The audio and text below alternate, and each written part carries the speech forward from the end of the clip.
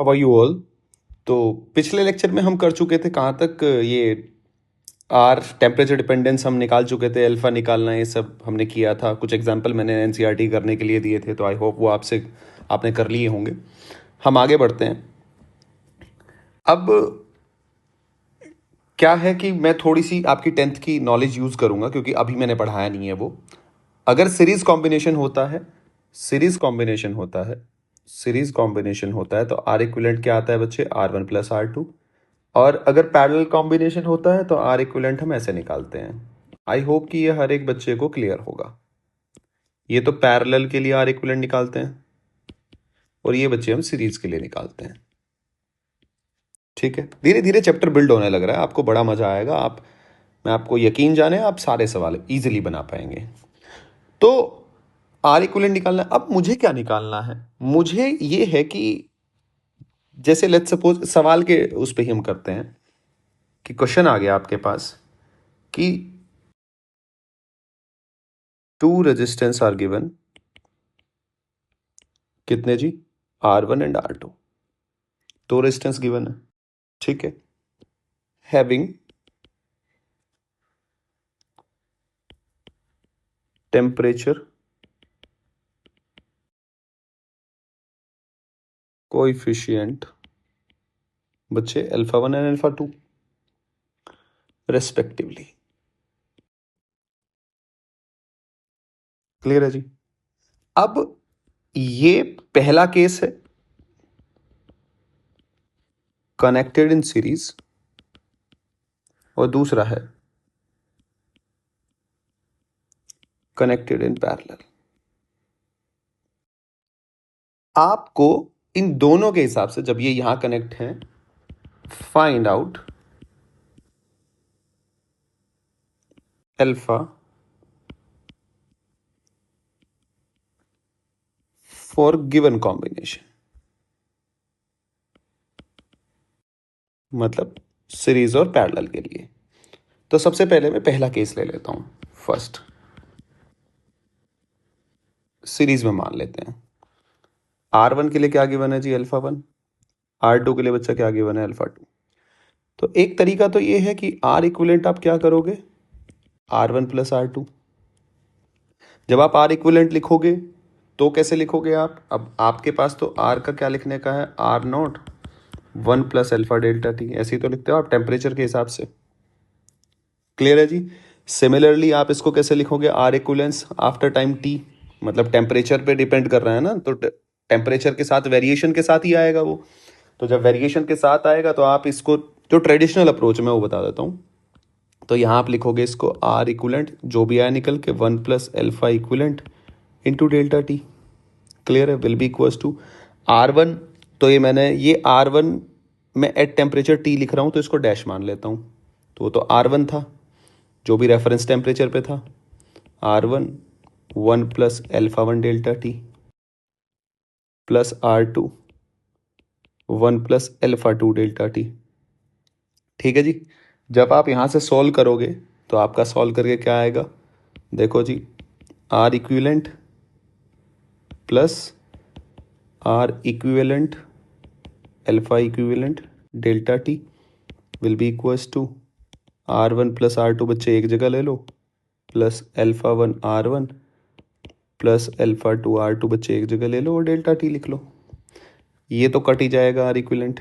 तो यहाँ से बच्चे जो आपका आएगा ना निकल कर, तो आएगा आपका R equivalent alpha equivalent ∆t will be equals to α1 R1 plus α2 बच्चे R2 ∆t ब्रैकेट, ये ∆c से ∆t गया।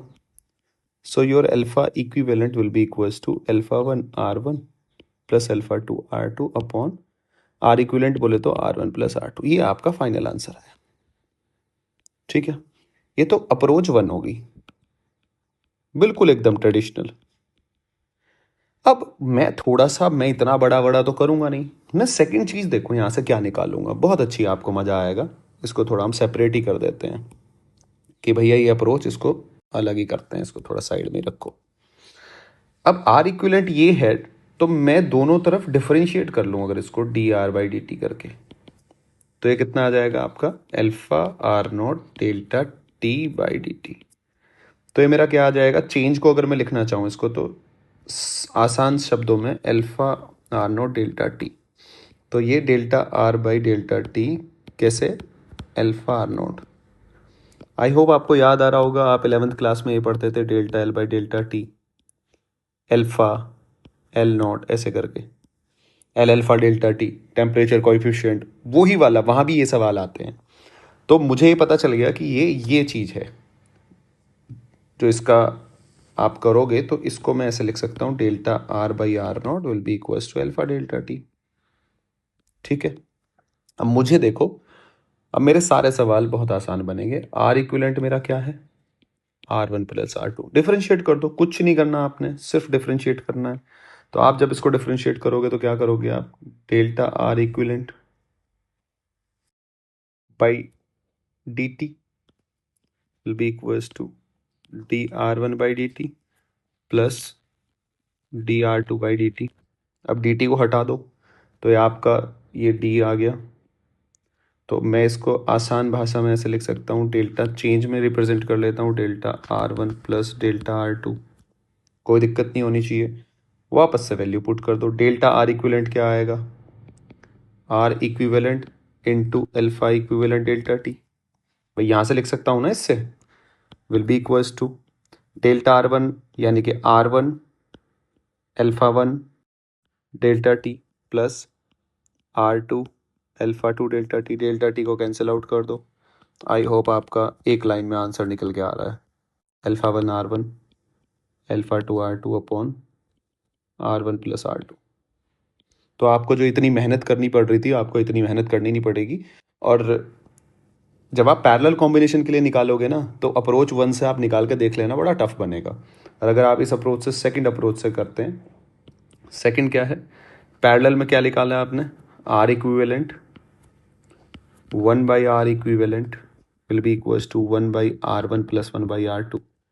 डिफ्रेंशिएशन करो विद रिस्पेक्ट टू टाइम, फिर वही है, डी टी को हटा दोगे, दोनों तरफ है तो कैंसिल आउट हो जाएगा, हटा दो उसको।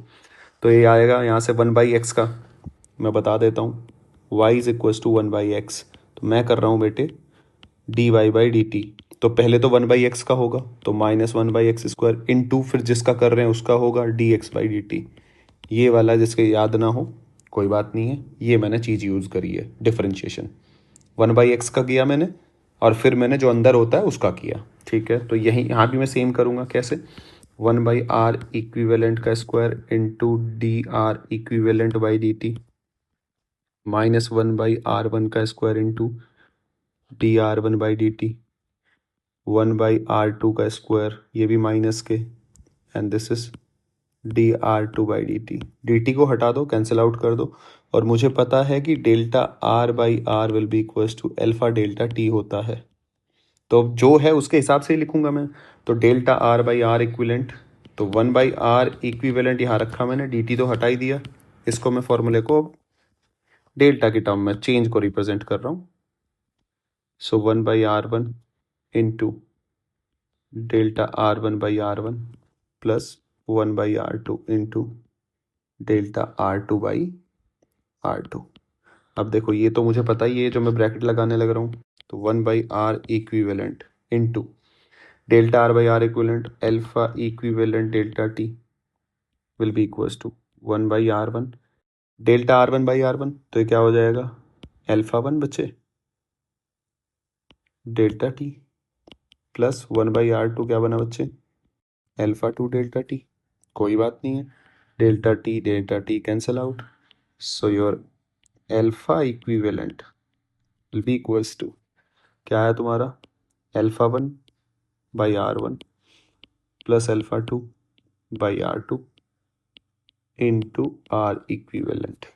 यानी कि मैं इसको थोड़ा सॉल्व करूं, alpha one by R one plus, थोड़ा सॉल्व कर लेते हैं, alpha one R two plus alpha two R one upon R one R two into R equivalent क्या होता है आपका, दो का R one R two upon R one plus R to.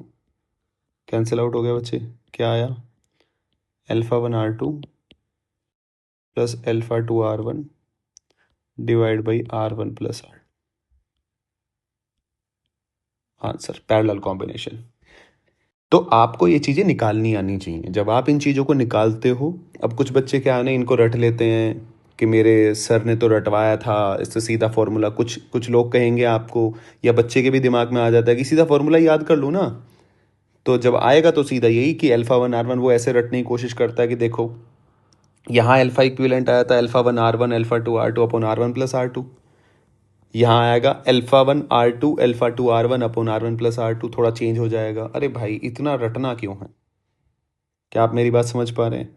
इतना रटना क्यों? और हाँ, रटना एक अलग चीज़ होती है कि आप सीधी चीज़ याद कर लो। जब आप सॉल्व करते हो ना प्रॉपर, तो आपकी चीज़ें फिर याद रहने लग जाती हैं। तो नो डाउट, जब मैं अगर मैं कभी सवाल सॉल्व करूंगा तो मैं कैसे सॉल्व करूंगा? मैं तो देखो, मैं पर्सनल, आप मुझसे पूछोगे सर आप क्या करते हैं, मैं कुछ नहीं करता, मैं बस ये याद रखता हूँ, ये वाली चीज़ याद रखता हूँ, और अल्फा इक्विवेलेंट, ये भैया ये सीरीज और पैरेलल कॉम्बिनेशन तो याद ही रहता है, बाकी मैं कुछ याद नहीं रखता। जब मैं स्टूडेंट था मैं तब भी याद नहीं रखता था, मैं अभी भी याद नहीं रखता हूँ।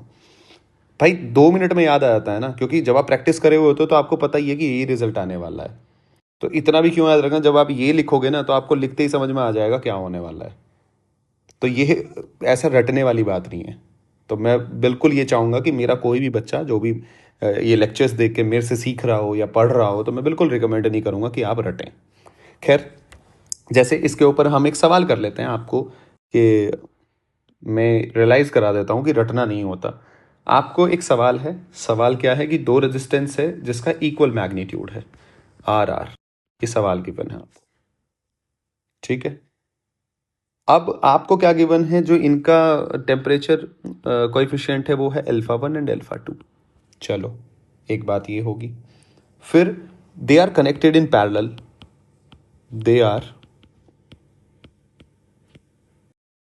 Connected in parallel. चलो जी, एक बात ये होगी, तो मुझे अल्फा इफेक्टिव निकालना है। अब मेरे हिसाब से आपको क्या, पैरेलल कॉम्बिनेशन देखो, जब आप सॉल्व करोगे तो मेरे मास्टर ने बताया था 1/R इक्विवेलेंट, जैसे मैं याद करता हूँ और जैसे मैं बच्चा होता था, मैं जब सोचता था तो मैं ऐसे सोचता था। मैं कोशिश करूंगा कि आप भी ऐसे ही सीखें।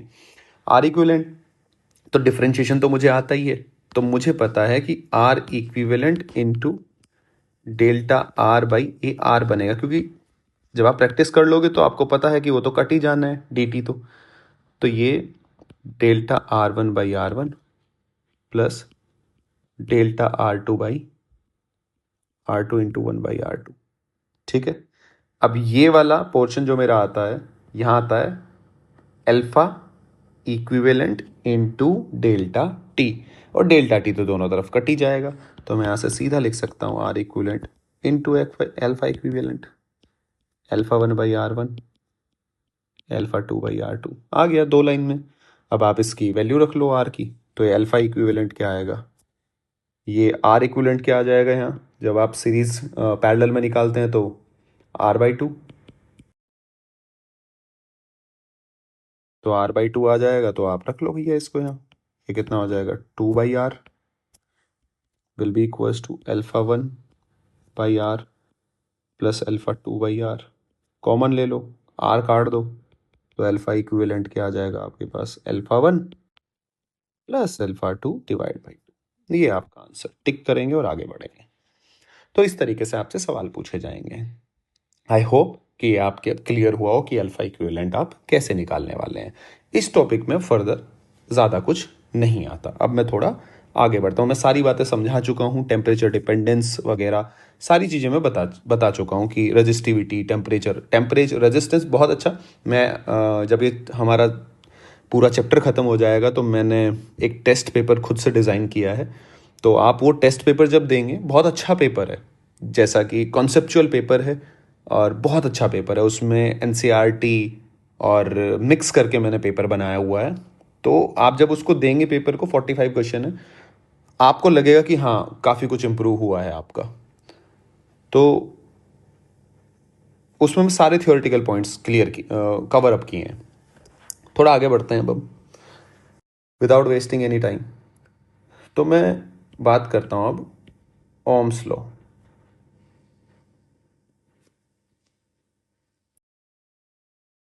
ऑन मैक्रोस्कोपिक लेवल,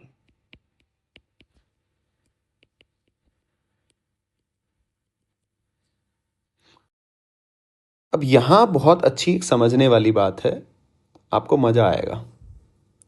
आप 10th क्लास से उस बात को रटते हुए आए हैं, तो अब आपको वो चीज़ें क्लियर होंगी कि अच्छा, क्योंकि उस लेवल पे तो आपको नहीं बता सकते टीचर, क्योंकि बच्चे होते हैं तो बच्चा कैसे समझेगा इतनी बातें। लेकिन आज आप समझने लायक हैं और आज आप समझ भी जाएंगे, क्योंकि आपको काफ़ी अंडरस्टैंडिंग बन चुकी होगी। ठीक है जी। अब जब ये लगाया तो इलेक्ट्रिक फील्ड आपने ऐसे सेटअप कर दिया, क्योंकि पॉजिटिव यहाँ पॉजिटिव लिख लिया आपने, यहाँ नेगेटिव लिख लिया। करंट फ्लो कर रहा है ऐसे भैया आई। ठीक है जी। आई होप कि ये आपको क्लियर होगा। मैं एक काम करता हूँ, ये छोटा सा पोर्शन ले लेता हूँ, डेल्टा एक्स। ठीक है, ये टोटल लेंथ तो एल है कंडक्टर की, इस छोटे से पोर्शन की हम देखना मैं क्या करने वाला हूँ। मुझे पता है कि J इज इक्वल टू, मैं प्रूव कर चुका हूं, सिग्मा इंटू ई। ये होती है माइक्रोस्कोपिक फॉर्म। कौन सी फॉर्म होती है? माइक्रोस्कोपिक। अब हम मैक्रो की तरफ चलते हैं, तो J इज इक्वल टू क्या लिखता हूं मैं बच्चा?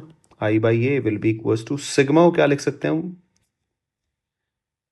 ठीक है जी, conductivity is equal to 1 upon resistivity. ये आप याद रखें। अब इनटू इलेक्ट्रिक फील्ड की बात आ गई। अब इलेक्ट्रिक फील्ड को मैं कैसे लिख सकता हूं? इसीलिए मैंने डेल्टा एक्स लिखा है। तो मैं इसको क्या लिखूंगा? अगर मैं इसमें डेल्टा एक्स में चेंज की बात करूं तो डीवी बाई डी एक्स होता है minus d V by d r होता है ना, ये लिख लिया जी। चलो, अब इसको मैं क्या लिख सकता हूं? Into minus delta we by बच्चे डेल्टा एक्स। इसको थोड़ा मैं आगे बढ़ाता हूं, तो इसको मैं क्या लिख सकता हूं? Delta V will be equals to rho minus rho delta x by A into I. क्या इसको मैं लिख सकता हूं? डेल्टा वी, ये तो भैया आर आ गया, तो आर इंटू आई। तो आगे ना मैक्रोस्कोपिक फॉर्म में जो ओम्स ने दिया था। ठीक है, अब बात आती है कि नेगेटिव साइन का क्या मतलब है। नेगेटिव साइन, इस नेगेटिव साइन का मतलब है पोटेंशियल ड्रॉप, यानी कि इन the direction of current.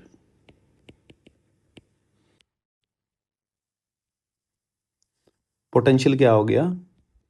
Drop. ये वही पहले चैप्टर वाली बात है, इसीलिए पोटेंशियल बहुत इंपॉर्टेंट है। पहले हम पोटेंशियल इलेक्ट्रिक फील्ड की टर्म में बात कर रहे थे, अब हम सर्किट के अंदर बात कर रहे हैं। तो सर्किट में क्या फ्लो होता है? करंट। करंट क्या है? इन द डायरेक्शन ऑफ ई, आप देख पा रहे होंगे।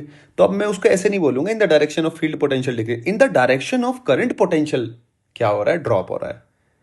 तो जभी तभी तो आप 10th क्लास में आपको याद होगा कि आप क्या कहते थे? Delta V is equal to I R, potential drop across resistance are.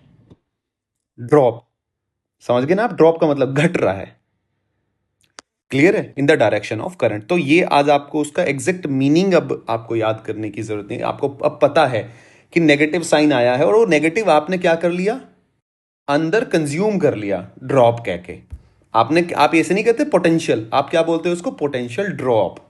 तो आपने नेगेटिव साइन इंक्लूड कर लिया। ये इसके पीछे की बात है। जो बच्चे थोड़ा समझने में ऐसा संकोच सा होता है कि अरे यार ये क्या, पोटेंशियल और potential drop both are different thing. तो मेरे हिसाब से कि आज आपको एक क्लियर हो गया होगा, कि अब समझ में आया होगा जो 10th क्लास में आप पोटेंशियल ड्रॉप बोलते थे उसका मीनिंग क्या है। क्लियर है? तभी तो आप ये कहते थे। मैं थोड़ा सा आपको अगर इस बात पे थोड़ा सा और लाइट डालने की कोशिश करूं, तो R1 R2 बच्चे, ये बैटरी लगी होती थी तो आपसे पूछते थे इसके अक्रॉस कितना पोटेंशियल ड्रॉप हुआ, इसके अक्रॉस कितना पोटेंशियल ड्रॉप हुआ। क्लियर है? पोटेंशियल थोड़ा ना पूछा जाता था। तो नेगेटिव साइन जो है, यहां का जो नेगेटिव साइन है वो आपने इस वर्ड के अंदर इंक्लूड कर लिया, ड्रॉप। तो अब आप जब इन द डायरेक्शन ऑफ करंट चलेंगे तो पोटेंशियल ड्रॉप हो रहा है, तो आपको नेगेटिव साइन लिखने की जरूरत नहीं, वो बाय डिफॉल्ट आपको पता है। क्लियर है जी? अब इसके बाद हम बैटरी के बारे में चर्चा करते हैं, कि बहुत देर से मैं बैटरी बैटरी बनाने लग रहा हूं, ये क्या है? इस बैटरी को पढ़ते हैं अब हम। तो अब हम पढ़ने की कोशिश करेंगे बैटरी, और फिर हम किरचॉफ पे आएंगे। किरचॉफ ने दो लॉ दिए थे, वो क्या क्या थे पहले, पर मैं बैटरी के बारे में बात करूंगा और ये समझाने की कोशिश करूंगा। बैटरी आपने बहुत सुना होगा, बैटरी फोन में भी बैटरी होती है, घर पे इन्वर्टर वहां भी बैटरी होती है। तो मैं सर्किट वाली बैटरी की बात करता हूं, ठीक है जी। तो बैटरी जो हमने बनाई है वो बैटरी है कैसे, उस बैटरी का मीनिंग क्या होता है, तो ये सब बातें मैं आपसे अब डिस्कस करने वाला हूं। तो बैटरी में होता है जो हम यहां रिप्रेजेंट करते हैं, आपने देखा भी होगा ई, कि भैया कितने वोल्ट की बैटरी है। मान लो ये 12 वोल्ट की बैटरी है, ऐसे लिखते हैं ना 12 वोल्ट। तो ये सब मैं आपको समझाने की कोशिश करूंगा। तो इसको बोलते हैं हम ईएमएफ। क्या बोलते हैं हम इसको? EMF, electromotive force. तो मैं सबसे पहली बात, बैटरी के अंदर जो बैटरी जिससे जानी जाती है कितने वोल्ट की बैटरी है, तो उसको वो वोल्ट जो होता है ना, वो उसका इलेक्ट्रोमोटिव फोर्स होता है। तो उसी के बारे में हम पहली बात की चर्चा करेंगे, और यही है मेन, तो यही है इलेक्ट्रोमोटिव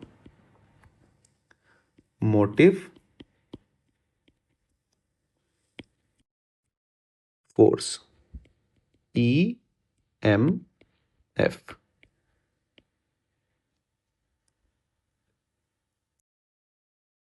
तो अब हम इलेक्ट्रोमोटिव फोर्स को जानने की कोशिश करते हैं जी।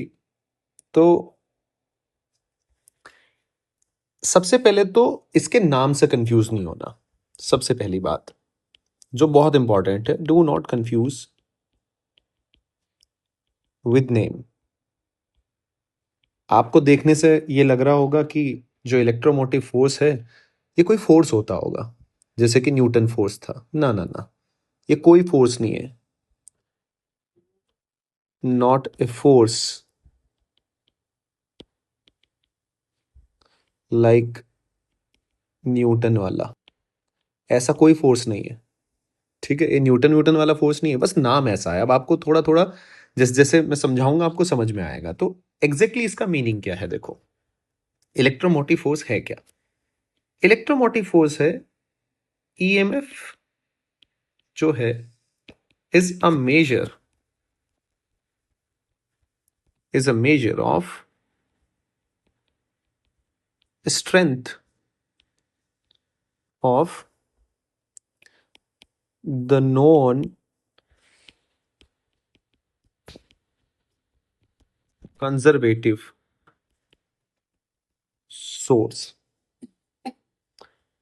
अब ये क्या है कि भैया ये क्या लिख दिया, इसके लिए थोड़ा सा मैं आपको बैटरी की हम फंक्शनिंग समझते हैं कि बैटरी असल में होती कैसी है। तो थोड़ा सा उसके बारे में डिटेल में चर्चा करेंगे।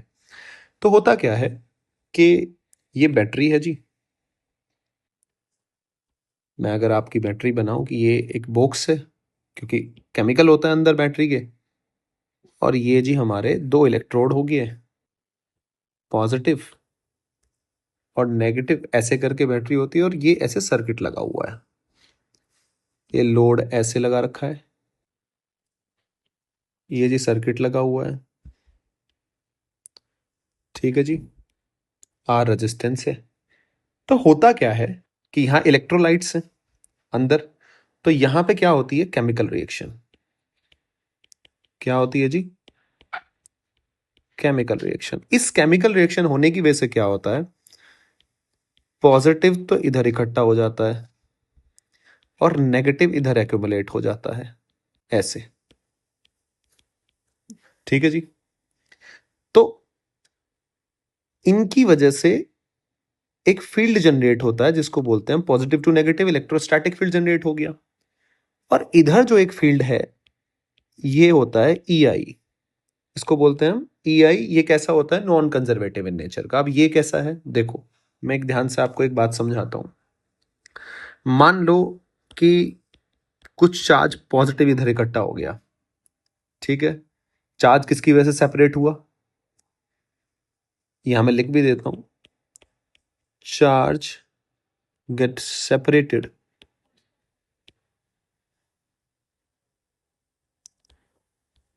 at electrode 1 and 2 due to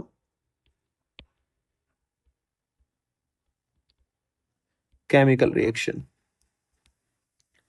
हो क्या रहा है कि पहले चार्ज सेपरेट हुआ ऐसे, पॉजिटिव नेगेटिव। अब मान लो पॉजिटिव जाना है इधर, तो पॉजिटिव तो ऑलरेडी एक्यूमुलेट हो गया, तो पॉजिटिव इस पे किधर फोर्स लगाएगा, इधर की तरफ, अवे, तो इलेक्ट्रोस्टैटिक फोर्स इधर लगेगा। अब अगर इसको इधर लेके जाना है तो कोई तो फोर्स लगा रहा होगा, वो वही फोर्स है जो नॉन कंजर्वेटिव नेचर का है, जो किसकी वजह से है, केमिकल रिएक्शन की वजह से, और वो लगाएगा कौन, ईआई। तो इसलिए एक नॉन कंजर्वेटिव फोर्स इधर लग रहा है, नॉन कंजर्वेटिव नेचर का, जो पॉजिटिव चार्ज को पॉजिटिव की तरफ ही लेके जा रहा है। अदरवाइज तो पॉजिटिव पॉजिटिव रिपेल करता है ना, लेकिन वो फिर भी जा रहा है, एक्युमुलेट हो रहा है। और ये प्रोसेस कब तक चलता रहेगा, ये प्रोसेस तब तक चलता रहेगा जब तक सेचुरेशन लेवल ना आ जाए।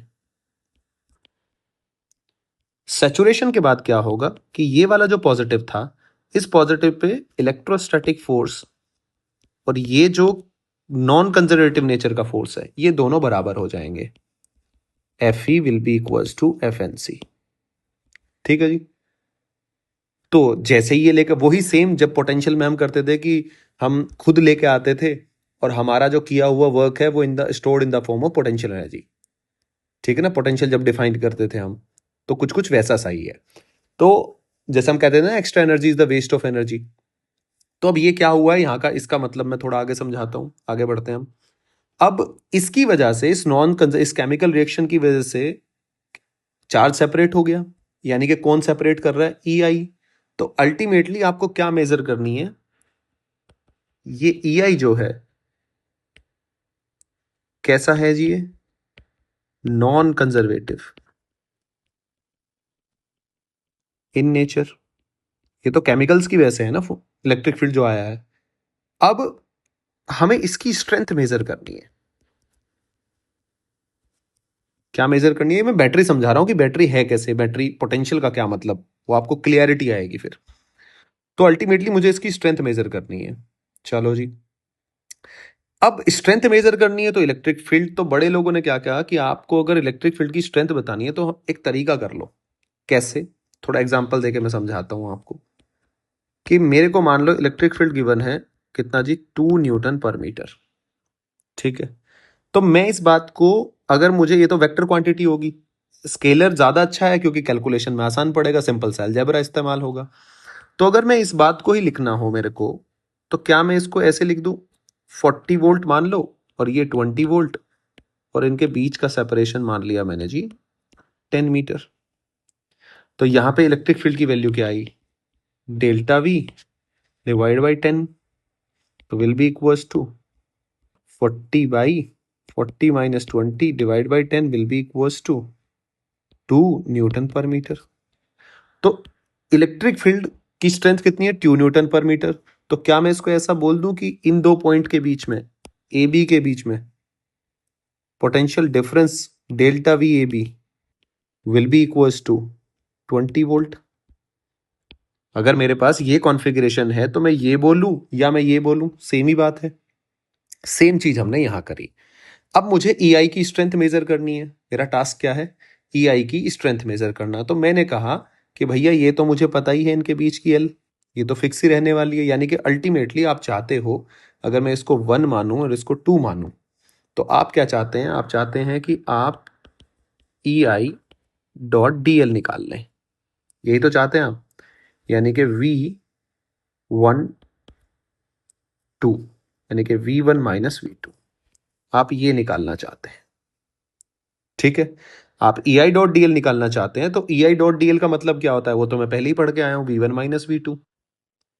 तो ई आई डॉट डी एल ये मेजर करना है, तो मैं अगर पोटेंशियल डिफरेंस निकाल लूं तो मेरा काम हो जाए। तो अल्टीमेटली जो ईएमएफ हुआ वो क्या बना, अब आपका ईएमएफ को अगर मैं आसान शब्दों में कहूं, ईएमएफ हुआ क्या, ईएमएफ, इलेक्ट्रिक फील्ड तो आप मेजर कर रहे हो, electric field strength non conservative nature का जो है, तो ईएमएफ अल्टीमेटली उससे आपने क्या निकाल लिया कि मैं पोटेंशियल डिफरेंस निकाल लूं, सेम ही तो बात है। क्योंकि स्केलर क्वांटिटी है तो सर्किट में इजी इजी पड़ेगा, तो लोगों ने कहा कि आप पोटेंशियल की टर्म में इसको मेजर कर लो, इलेक्ट्रिक फील्ड की टर्म में ना करके पोटेंशियल की टर्म में। तो कह रहे, हमने कहा कि ठीक है, हम लिख लेते हैं इसको। तो ईएमएफ का मीनिंग क्या बना, ईएमएफ है इज द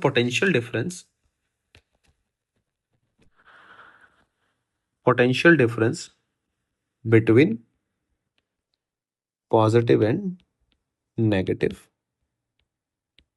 इलेक्ट्रोड। क्या बना तुम्हारा, पॉजिटिव एंड नेगेटिव इलेक्ट्रोड। अब यहां से हम छोटी छोटी बातें जो मैं आपको समझाना चाहता हूं वो थोड़ा वापस चल के एक बार फिर से समझते हैं। मैं अब तक आपको क्या बताया है कि इलेक्ट्रोमोटिव फोर्स क्या है, मेजर है, measurement of strength of non conservative, कि जो किसकी वजह से आया, केमिकल रिएक्शन की वजह से। पहली बात, उस केमिकल रिएक्शन की वजह से हुआ क्या है, उस केमिकल रिएक्शन की वजह से ये वाला इलेक्ट्रोस्टैटिक फोर्स, ये इलेक्ट्रोस्टैटिक फोर्स इनसाइड भी और यहां भी तो सेटअप होगा, आउटसाइड भी, दोनों तरफ सेटअप हो गया है। तो अब मैं इस बात को लिखता हूं। दूसरी बात यहां से क्या निकल के आई, पहली बात तो ये हमने कर लिया कि पोटेंशियल डिफरेंस। दूसरी बात जो हमने यहां से लिखेंगे क्या, कि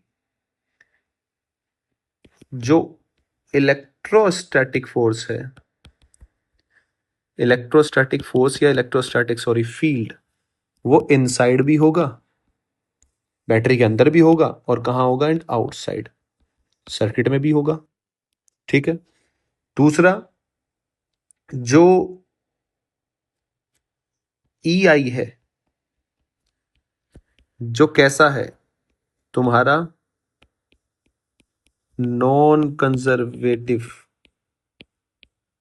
नेचर है जिसका, ठीक है जी, या फिर non electrostatic, non conservative nature का है, ये कहां होगा, खाली इनसाइड द बैटरी। भाई खाली अंदर ही है, तो केमिकल रिएक्शन की वजह से है, तो जहां केमिकल होंगे वहीं ये इलेक्ट्रिक फील्ड होगा। क्लियर है। अब ये दो बातें होंगी। अब इसका मतलब यहां से मुझे एक बात याद रखनी है कि इलेक्ट्रोस्टैटिक तो बाहर भी होगा अंदर भी होगा, और जो ईआई है वो सिर्फ का सिर्फ अंदर ही रहेगा, बाहर नहीं आएगा। तो बाकी बातें अब मुझे इतना ही समझाना था यहाँ कि एग्जैक्टली इसका मीनिंग क्या है। बाकी बातें जब मैं बैटरी को अलग से पढ़ाऊंगा तब हम बातें करेंगे। यहां से मुझे बस इतनी ही बात निकालनी थी। अब किया क्या लोगों ने कि भाई मैं बैटरी को बार बार ऐसे तो दिखा नहीं सकता, तो बैटरी का लोगों ने क्या किया, मैं फिर से एक बार बैटरी बनाता हूं, फिर बताता हूं कि लोगों ने इसकी रिप्रेजेंटेशन कैसे दी। कि भैया ये है ऐसे, ये 1 और ये 2, ये पॉजिटिव है ये नेगेटिव, तो आप ऐसे तो बनाते नहीं रहोगे, तो इसको लोगों ने क्या कहा कि आप इसको ऐसे बना लो। ठीक है। भाई ईएमएफ क्या होता है, दो इलेक्ट्रोड बनानी है आपको, उसको ऐसे नोटेशन दे दो, और ये ऐसे, तो ये होगी तुम्हारी बैटरी। इसको ऐसे रिप्रेजेंट कर सकते हैं। ई क्या है यहाँ पे, ईएमएफ, ईएमएफ बोले तो इलेक्ट्रोमोटिव फोर्स। आर, आर बोले तो क्या है तुम्हारा यहाँ, इंटरनल रेजिस्टेंस। और ये इंटरनल रेजिस्टेंस जो आया है निकल के किसकी वजह से है,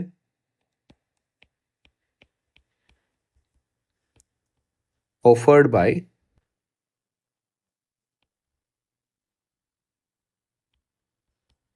इलेक्ट्रोलाइट्स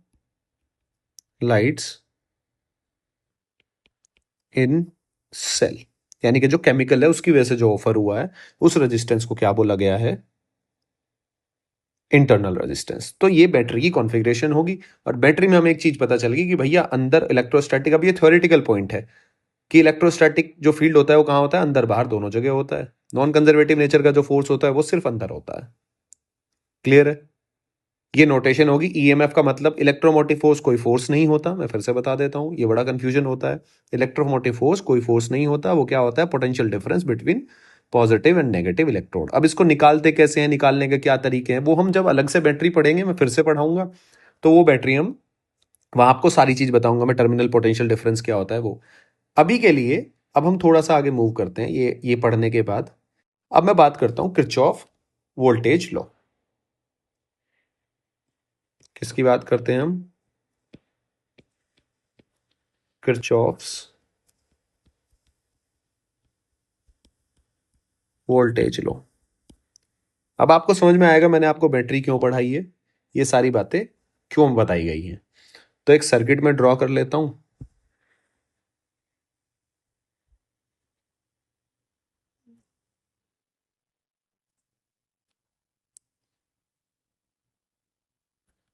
ये तुम्हारा सर्किट हो गया जी।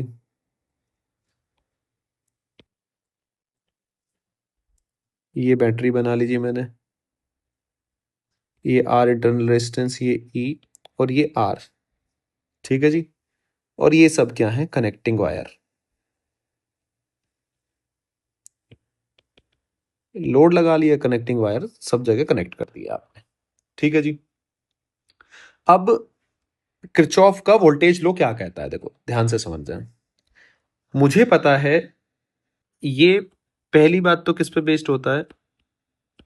Conservation of energy. ये भी आपके समझ में आ जाएगा अभी क्यों मैंने ये बोला। और ये किस पे बेस्ड होता है? Based on conservative nature of electrostatic field, ठीक है जी। अब इसका क्या मीनिंग है? ध्यान से देखना। आपको पता है कि बैटरी के अंदर भी इलेक्ट्रोस्टैटिक फील्ड है, बैटरी के बाहर भी इलेक्ट्रोस्टैटिक फील्ड है। अगर मैं क्लोज पाथ बनाऊंगा, अब सर्किट में क्या बनाऊंगा मैं? Close path. तो आपको पता है अगर इलेक्ट्रोस्टैटिक फील्ड क्लोज पाथ बनाता है तो मेरा ई डॉट डी एल क्या होगा? जीरो। अगर मेरा E dot D L zero है तो मेरा डेल्टा वी भी क्या होगा? जीरो। डेल्टा वी भी क्या होगा मेरा? जीरो। तो अगर मैं इस सर्किट में ए बी सी डी ऐसे पॉइंट बनाऊं, ठीक है, और मैं इस पॉइंट से ए पॉइंट से वापस घूम के आऊं, क्लियर है, तो मेरा डेल्टा वी क्या बनेगा? जीरो। क्या बनेगा मेरा डेल्टा वी? जीरो। अब इस बात को कैसे लिखा गया किताबी भाषा में? अगर मैं लिखूं तो एक किताबी भाषा में बात क्या बनी? It state that algebraic sum of EMF is equal to the algebraic sum of the voltage drop across the resistance, ठीक है जी। मतलब आप ध्यान से देखना भाई, ये बैटरी है तो इधर करंट देगी, बैटरी से करंट चला, मान लिया मैंने आई करंट चला, ठीक है। अब यहां से आपको मैं लूप भी लगाना सिखा रहा हूं, वोल्टेज कैसे लूप लगाते हैं वो भी यहां से आपको क्लियर होगा। तो इन the direction of current potential drop, तो पॉजिटिव और negative in the direction of current आप हमेशा ऐसे साइन बनाओ, क्योंकि मुझे पता है इन the direction of current potential क्या होता है? ड्रॉप। और मैं वीए से क्या लिखना शुरू करूं? लूप लगाना शुरू करूं। मुझे पता है वीए पे जब मैं वापस घूम के आ जाऊंगा तो सम क्या होना है? डेल्टा वी जीरो होना है। तो अब यहां से यानी कि वीए से वीए पे वीए माइनस वीए क्या होना है? जीरो। तो एक बार आप वीए से चलो, तो जब आप चलोगे तो कैसे चलोगे? वीए, ध्यान से देखना, वीए से कहां गए आप? बी पे गए। कनेक्टिंग वायर है, रेजिस्टेंस जीरो होता है, कोई ड्रॉप नहीं होता कनेक्टिंग वायर में, कोई भी कभी भी पोटेंशियल का ड्रॉप नहीं होता। ए से बी पहुंचे आप, अब बी से आप इधर जाओगे, यहां करंट भाई आई तो ऐसे ही चलता रहेगा, तो कितना ड्रॉप हुआ? V is equal to minus I R, क्योंकि delta V is equal to I R होता है ना। अब जब आप ये साइन डिस्ट्रीब्यूशन कर लेंगे in the direction of current potential drop positive to negative, आपने कुछ याद नहीं रखना, बाद वाला साइन लिखना है बस। अगर आप कंफ्यूज भी हो रहे हो, ठीक है ना, आपको ऐसा ना हो इन the direction of current potential drop आप वो थ्योरी ना लगा रहे हो, तो आप एक बार प्लस माइनस साइन मैं फिर से बता देता हूं। डायरेक्शन करंट की ऐसे बनाएंगे, यहां ऐसे चले, आप ऐसे चले, करंट ऐसे जा रहा है तो रेजिस्टेंस के ऐसे यहां पॉजिटिव बनाओ, यहां नेगेटिव बनाओ, फिर घूम के आए यहां पॉजिटिव बनाओ पहले, फिर नेगेटिव बनाओ, ठीक है। बैटरी में क्या होता है? बैटरी का ये वाला नेगेटिव होता है, ये वाला पॉजिटिव होता है, ठीक है। अब लूप लगाना सिखाता हूं। ए से चलो आप, ए से बी पे गए, कोई लॉस नहीं है। फिर यहां रेजिस्टेंस के अक्रॉस आई आर होता है ना, plus minus minus minus I are. I hope कि अब समझ में आ गया होगा आपके। आगे चलता हूं, माइनस स्मॉल आर, ठीक है, प्लस ई, और इज इक्वल्स टू कहां पहुंच गया आप? वी ए पे, क्लियर है जी? कहाँ पहुंच गए आप?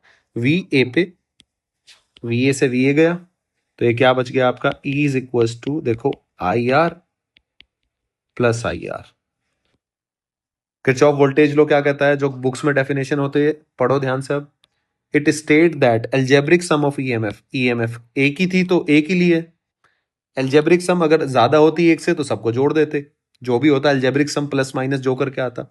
Algebraic sum of EMF is equal to the algebraic sum of voltage drop across the resistance. ये देखो आई आर और आई आर, भाई वोल्टेज ड्रॉप कितना हुआ, इसके अक्रॉस प्लस इसके अक्रॉस, तो ये जो पोटेंशियल ड्रॉप है वो किस में बटेगा? रेजिस्टेंस के अक्रॉस। ये तुम्हारा किरचॉफ का लॉ। और वोल्टेज क्या है? एनर्जी है। यूनिट भी क्या आती है इसकी? कहां से आती है? Work done per unit charge, ऐसे ही तो निकाल देते हैं एनर्जी। तो अल्टीमेटली ये किसका लो है? Conservation of energy. भाई बैटरी के अंदर है क्या? एनर्जी तो है, तो एनर्जी तो डिस्ट्रीब्यूट हो रही है उसकी पूरे सर्किट के अंदर। तो ये सर्किट के अंदर आप अल्टीमेटली क्या लगा रहे हो? ई डॉट डी एल ही लगा रहे हो, लेकिन सर्किट की फॉर्म में आप किस कैसे लिखोगे? पोटेंशियल की टर्म में। यानी कि पोटेंशियल आप एक पॉइंट से चलो, अगर आप लूप ऐसे घुमा के लेके आते हो, आपने ये लूप ऐसे घुमाया है ऐसे, ठीक है ना, तो इस लूप में डेल्टा वी क्या रहने वाला है? जीरो। कैसे? डेल्टा आप v अगर लिखोगे, कैसे लिखा आपने? V A B C D A, तो ये क्या बनेगा आपका? जीरो। और इसका किताबी भाषा में मतलब क्या है? ये किताबों में आपको ये डेफिनेशन मिलेगी। तो आई होप कि कहां से आई, मैं ये बस सारी बात समझाया हूं, समझा पाया हूं, क्योंकि आती है इलेक्ट्रोस्टैटिक। बैटरी में क्या होता है? नॉन कंजर्वेटिव केमिकल रिएक्शन की वजह से, अब मैं इसको पूरा समअप कर देता हूं। बैटरी में केमिकल रिएक्शंस की वजह से क्या होता है? नॉन कंजर्वेटिव फील्ड उसको चार्ज को सेपरेट करता है, सेपरेट होने की वजह से इलेक्ट्रोस्टैटिक फील्ड डेवलप होता है, जो बैटरी के अंदर भी होता है और बैटरी के बाहर भी होता है। अगर इलेक्ट्रोस्टैटिक फील्ड मुझे पता है लूप के अंदर क्लोज लूप बनाएगा, तो ई डॉट डी एल क्या होगा? Will be equals to zero. ये कंडीशन उसको फॉलो करनी पड़ेगी। क्लियर है? क्योंकि इलेक्ट्रोस्टैटिक की कंडीशन होती है ना। अगर ये इलेक्ट्रोस्टैटिक की कंडीशन सर्किट के अंदर मैं अप्लाई करूंगा, जबकि मुझे पता है अंदर बाहर दोनों क्या बन गया है तुम्हारा? इलेक्ट्रोस्टैटिक फील्ड है, और फील्ड है तो इसका मतलब ये कंडीशन फॉलो करेगा, तो इसका मतलब डेल्टा वी भी जीरो होना चाहिए। डेल्टा वी का यहाँ सर्किट के अंदर मतलब क्या है? V A B C D A should be equals to zero. जब हम उसको लगाते हैं तो किताबी डेफिनेशन क्या निकल के आती है कि जितनी भी ईएमएफ हैं उनका अलजेब्रिक सम वो किस में डिस्ट्रीब्यूटेड होगा? पोटेंशियल ड्रॉप जितना भी रजिस्टेंस है सर्किट के अंदर, एक दो तीन चार या जितना भी है, वो हम आगे देखेंगे, सीखेंगे सारी बातें। क्लियर है ये बात? अगला लो, फिर इस लो के बाद अब हम सर्किट ही सॉल्व करेंगे। मैं आपको सर्किट सॉल्व करने सिखाऊंगा, तो आपको सारे सवाल मैं उम्मीद करता हूं कि आप बना पाएंगे फिर अपने। दूसरा है आपका किरचॉफ करंट लॉ, केसीएल।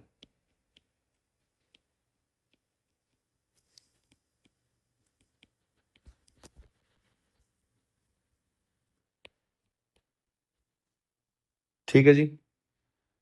क्या है आपका? Kirchhoff current law. इसको कई लोग क्या बोल देते हैं? जंक्शन लॉ भी बोल देते हैं। इसका मतलब क्या होता है? ये किस पे बेस्ड होता है? बेस्ड ऑन चार्ज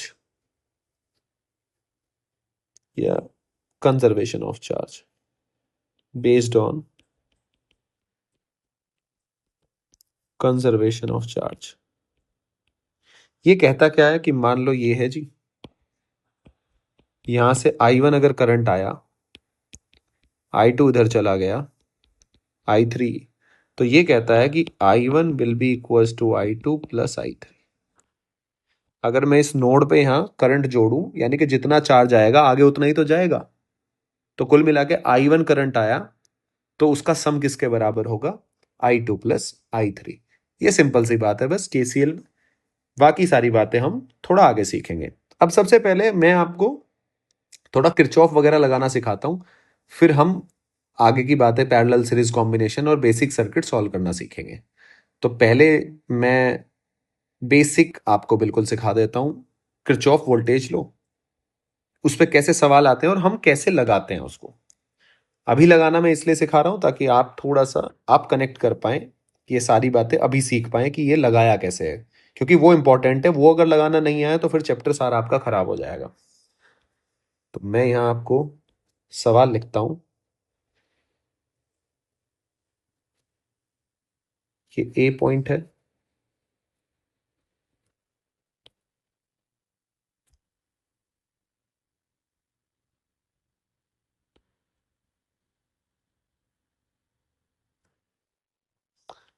ये 5 ओम है, ये 9 ओम है, ये जी 6 ओम है, ये 12 वोल्ट है, ये बच्चे 4 वोल्ट है, ए टू बी। और मैं आपको सवाल में गिवन है कि 2 एम्पियर, ये ऐसे क्वेश्चन गिवन है और आपसे पूछ लिया कि वी ए बी बताओ। वी ए बी मतलब V A minus V B, या तो वी ए बी बोलेगा या वो ये बोलेगा, दोनों में से बात बोलेगा। अब आपको केवीएल अगर नहीं आता लगाना तो आप नहीं लिख पाएंगे, लेकिन हमने सीखा हुआ है। अब देखो, इन the direction of current potential draw, तो पहले साइन बना लो, पॉजिटिव नेगेटिव, पॉजिटिव ये battery negative, positive negative, negative positive, positive negative. अब मुझे पता है कि बाद वाला साइन लेना है मुझे, कुछ याद नहीं रखना, बाद वाला साइन। या तो आप ये थ्योरी याद रखो, इन the direction of current potential drop, और बैटरी तो अगर इंक्रीज कर रही है डिक्रीज कर रही है वो अलग कहानी है। या फिर आप सिंपल सा ऐसे साइन लगा लो। अब लिखना शुरू करो, देखो वी ए से, V A plus minus minus I are 6 × 2 plus minus battery minus 12 volt. आप बैटरी पे आ गए ना, अब आप बैटरी पे, ये बैटरी का लिख दिया मैंने। फिर प्लस माइनस, तो माइनस वाला बाद वाला साइन लेना है, -9 × 2। फिर माइनस से प्लस बच्चे +4, प्लस से minus -5 × 2 will be equals to V B. तो अगर आप ये देखोगे तो ये क्या बनेगा आपका, V A minus V B will be equals to 12 + 12 + 18 -4 plus बच्चे 5 × 2 10। तो बस आ गया आपका आंसर वी ए बी। कितना आया जी निकल के, 24, 24 + 10 कितना आया जी, 34, 34 + 10 44, 44 + 8 52, 52 - 4 दिस इज 48 वोल्ट। ये आपका आंसर आ गया। क्लियर है। अब आपको अगर सर्किट गिवन है, सर्किट के अंदर आपको लूप लगाना आना चाहिए, वो भी थोड़ा देखते हैं। फिर आगे हम इस पे बहुत सारे सवाल मैं वापस लौट के आऊंगा और वापस हम बहुत सारे सवाल इसके ऊपर करने वाले हैं, तो आप इस बात की बिल्कुल भी टेंशन ना लें। आपका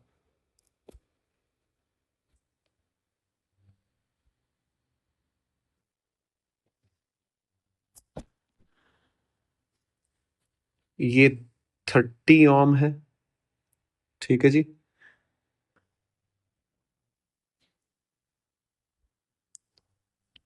ये एक सर्किट, बेसिक सा सर्किट है, बस मैं चाहता हूं कि आप ये लगाना सीख लें। ये लेट्स सपोज 45 वोल्ट है, ये 1 ओम है, ये 40 ओम है, ये 30 ओम है। अब इसके अंदर मुझे लूप चलाना है, तो मुझे इसके अंदर से मुझे पता चल गया कि भैया लेट्स सपोज I1 करंट ऐसे फ्लो हो रहा है, ठीक है, मैंने ये मान लिया। और मैं आपसे कहता हूं कि भैया आप लिख के दिखाओ इसके अंदर, इस लूप के अंदर मैंने ऐसे दिया हुआ है, ये गिवन है, ये सवाल है, तो अब आपको इक्वेशन लिखनी है, इसके हिसाब से इक्वेशन लिखनी है। तो मुझे पता है कि गुरुजी ने, मास्टर जी ने सिखाया था कि इन the direction of current potential drop, तो भैया पॉजिटिव और नेगेटिव ऐसे साइन बना लो पहले, और फिर जैसे है ऐसे घूम जाओ किसी भी पॉइंट से, माइनस प्लस कहीं से भी पॉइंट ले लो, आप यहां से शुरू कर लो। ए कैसे, चलो जैसे मन करे वैसे ऊपर की तरफ से चल लो। चलो इस बार वी ए यहां से चल लो, माइनस प्लस प्लस 30I1, ठीक है, फिर माइनस प्लस प्लस 40I1। एक बार आपने अपना बना लिया करंट की डायरेक्शन में ये सारी चीजें अब आप क्लॉकवाइज चलो, आप ऐसे चलो, आप ऐसे चलो, कोई फर्क नहीं पड़ता, आपको बस बाद वाला साइन लेते रहना है, दैट्स इट। आप ऐसे चलो, आप ऐसे चलो, कैसे भी चलो, कोई फर्क नहीं पड़ता। मैं दोनों से लिख के दिखा देता हूँ, कुछ बच्चों को कंफ्यूजन रहती है कि सर ये इधर से चलूं इधर से चलूं सेम नहीं आ रहा है। आपको ध्यान आप मुझे देखो, मैं दोनों ही लिख के दिखा देता हूँ। पहले मैं एंटी क्लॉकवाइज चल रहा हूँ, ऐसे चल रहा हूं मैं, ऐसे 40I1 plus 1I1 minus 45 will be equals to V A. Clear है, क्योंकि आप ए पॉइंट पे तो बराबर मानना पड़ेगा ना आपको, is equals to V A. भाई यहां से आप ऐसे चले, ये भी कुछ कंफ्यूजन होता है इसमें, यहां से चले ड्रॉप होता होता होता होता यहां तक ड्रॉप हुआ, हुआ नहीं हुआ। भाई घटाया आपने, घटाया इतना और किया आपने, ये -45 किया, इज इक्वल्स टू समथिंग जो भी है, is equals to V A. तो ये क्या आ गया आपका, वी ए से वी ए गया, ठीक है, घूम के वापस पहुंच गया आप। तो ये कितना बनेगा आपका 30i1 प्लस 40i1 यानी कि 41i1। 41i1 बच्चे will be equals to 45। i1 को ऐड कर लो तो ये कितना हो जाएगा, यहाँ से i1 भी आप सीधा निकाल सकते हैं, क्या जी 45 डिवाइड बाई 71। ये आपका आंसर भी आ गया, इतना करंट है। खैर अब दूसरा लगाना, अभी तो मैं लगाना सिखा रहा हूँ बस, फिर हम सवाल भी सीखेंगे। आप उल्टी डायरेक्शन में चल लो। ये तो कैसे चला मैं, ACW एंटी क्लॉकवाइज, ये चलूंगा जी मैं क्लॉकवाइज, क्लॉकवाइज चल लो। VA माइनस प्लस, प्लस 45 बाद वाला साइन, फिर यहाँ आए आप, प्लस से माइनस चले तो माइनस वाला साइन ले लिया, माइनस, और ड्रॉप कितना हुआ, करंट IR। भाई करंट तो, पोटेंशियल ड्रॉप तो किसी के भी अक्रॉस IR करके ही निकालते हो ना, इसीलिए तो मैं I1 into 1 plus minus minus 40i1 plus minus ऊपर चले गए तो कितना बना जी तुम्हारा, minus I1 into 30 is equal to 0। Again देखो क्या बना आपका, 71i1 will be equals to, sorry VA से VA कट गया, will be equals to 45। So I1 will be equals to 45 by 71। Clear है, समझ गए आप। तो ऐसे करके आप दोनों से कैसे भी चले, एक बार आप डिवीजन कर ले, हाँ उसमें आप गड़बड़ नहीं करेंगे, इन the direction of current potential drop. Clear है, तो वैसे करोगे तो भी आपका आंसर सेम ही। तो ऐसे इसको कहते हैं हम किरचॉफ वोल्टेज लॉ। दो पॉइंट के बीच में भी लगाया जा सकता है, सर्किट में लूप, सर्किट के लूप में भी लगाया जा सकता है। ठीक है, आप कहीं भी लगाओ उससे कोई फर्क नहीं पड़ता। थोड़ा आगे चलते हैं हम, और अब हम थोड़े सर्किट्स की बात करेंगे। ये वापस हम अच्छे अच्छे सर्किट जब सोल्व करेंगे तो वापस इस पे घूम के आएंगे, वापस किरचॉफ लॉ की ये सब बातें करेंगे हम। ये जस्ट मैंने एक बेसिक आपको आइडिया दिया है। अब हम बात करेंगे कॉन्सेप्ट ऑफ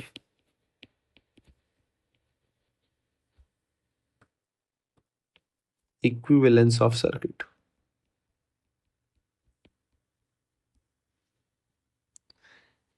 तो यहां पे मैं दो चीज की बात करूंगा, सीरीज कॉम्बिनेशन और पैरेलल कॉम्बिनेशन। ठीक है, सबसे पहले आप 10th क्लास में ये बातें पढ़ के आए हो। सबसे पहला है जी हमारा सीरीज कॉम्बिनेशन। बच्चे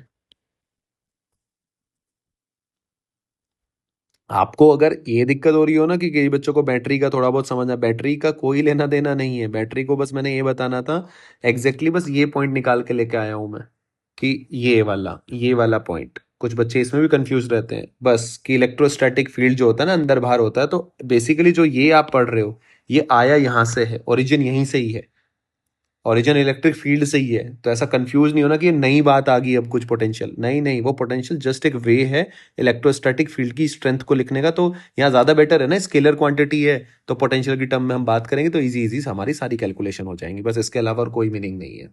अब मैं बात करता हूँ किसका, सीरीज को। अब आपको इतना याद रखना है, बैटरी ईएमएफ आपको सॉल्व करना आना चाहिए बेसिकली।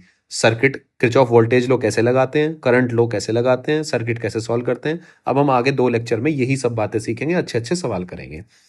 तो सीरीज कॉम्बिनेशन में क्या होता है कि आपके पास, ये तो बेसिक बात है, 10th क्लास की बात कर रहा हूं आपसे, ये ए और बी 2 पॉइंट हैं। तो अगर मुझे इसका आर इक्विवेलेंट निकालना है बच्चे तो ये क्या हो जाएगा, R1 प्लस R2, ये तो आपको पता ही है। और इसकी पहचान क्या होती है, इसमें करंट क्या होता है, सेम, दोनों रजिस्टर के अक्रॉस सेम करंट फ्लो होता है, सेम थ्रू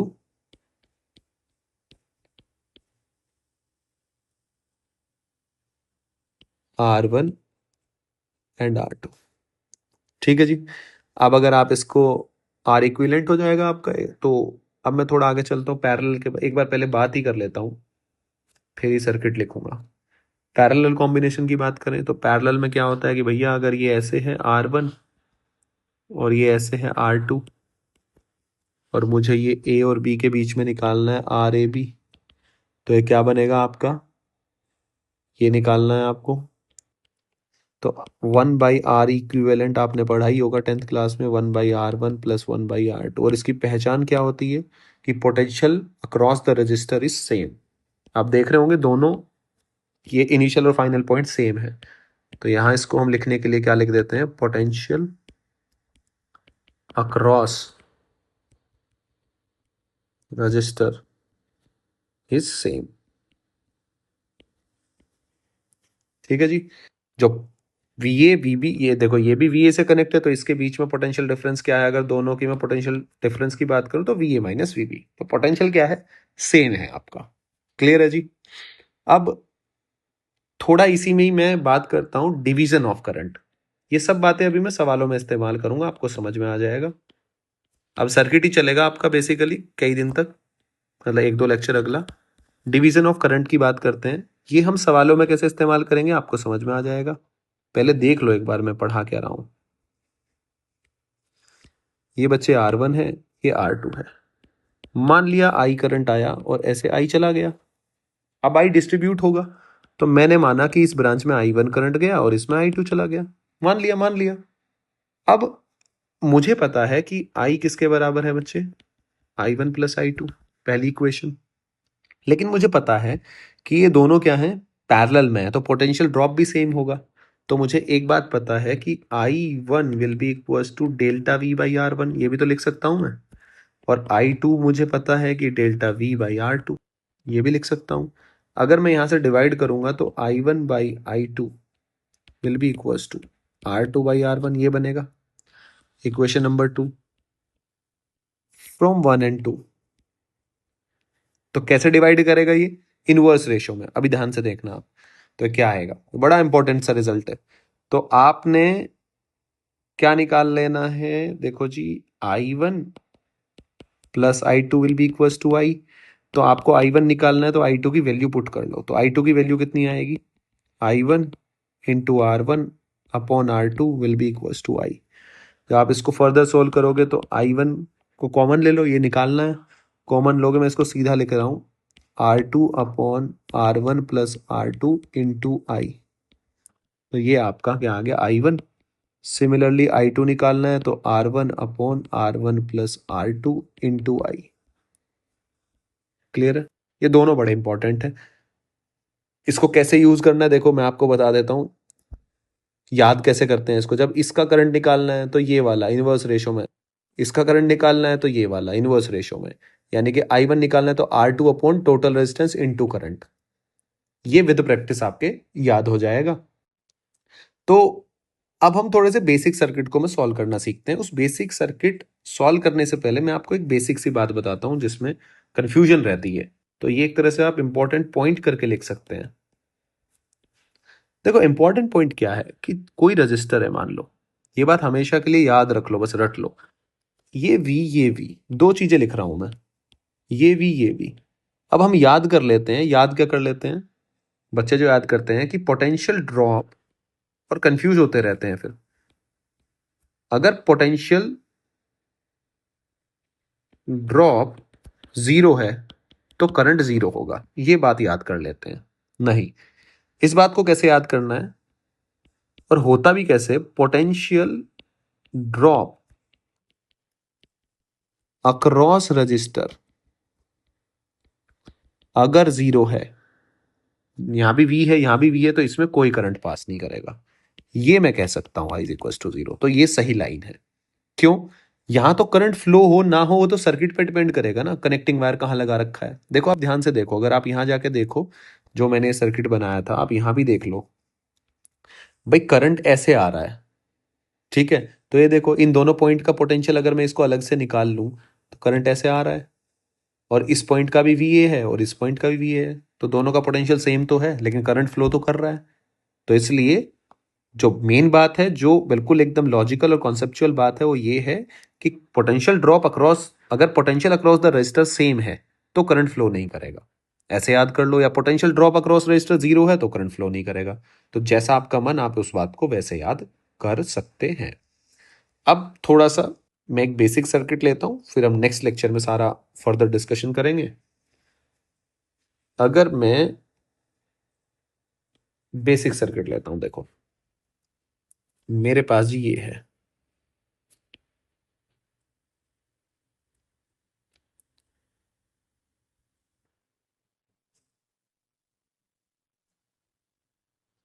ठीक है जी।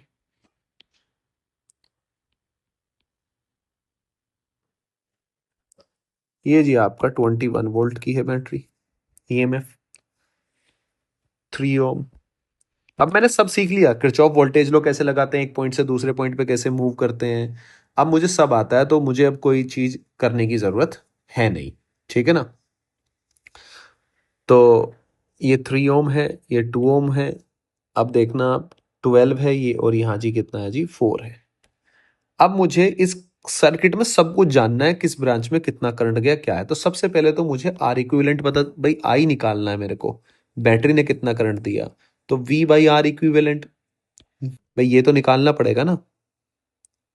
तो 21/R इक्विवेलेंट, तो कुछ तो आर इक्विवेलेंट तो निकालना ही पड़ेगा। आप इन दोनों का देखो, इन दोनों का जब आप आर इक्विवेलेंट करोगे तो आप हमेशा जो मैं आपको सिखाने जा रहा हूं वो आप याद रखना शुरू करें। हम आर इक्विवेलेंट हमेशा दो दो का निकालो आप, क्योंकि दो दो का निकालोगे तो फास्ट रहेगा और कभी गलत होने के चांसेस नहीं रहेंगे। क्योंकि आप अगर इस वाले फॉर्मूले को यूज करके सवाल, आप मेरी एक एक बात समझते रहना, मैं क्यों बता रहा हूँ उसका सबका लॉजिक है।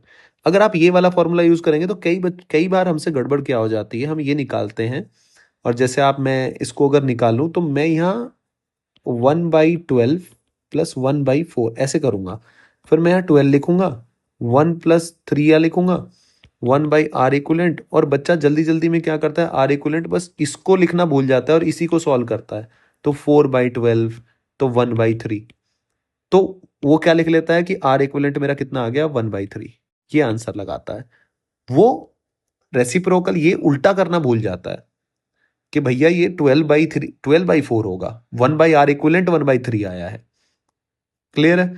तो इसलिए आप इस कंफ्यूजन, इस वाले चीज को दूर करने के लिए आप फॉर्मूले को ही आप ऐसे याद रखें, R1 R2 upon R1 + R2, आसान है, विद प्रैक्टिस याद हो जाता है। तो और इसका फायदा भी बताता हूं क्या है आपको। जैसे R1 R2 upon R1 + R2, तो आपको पता है R1 × R2, 12 × 4 कितना हुआ जी, 48, डिवाइड बाई 16, 3, आसान है। सिमिलरली 3 × 6, 18, 18/9, 2, तो इसका कितना आया, 2। तो आपको लिखने की जरूरत नहीं पड़ रही, जस्ट बिकॉज ऑफ दिस, अगर आपने ये याद कर लिया तो। अब टोटल देखो क्या है, भाई ये दोनों तो पैरेलल में थे, सर्किट कैसे सॉल्व करते हैं, जो पैरेलल में पहले उसको सॉल्व कर लो। तो ये दोनों पैरेलल में थे, मैंने सॉल्व कर लिए। तो पैरेलल में जब मैंने सॉल्व करे तो मेरा सर्किट हो गया, अब निकल के आया ये।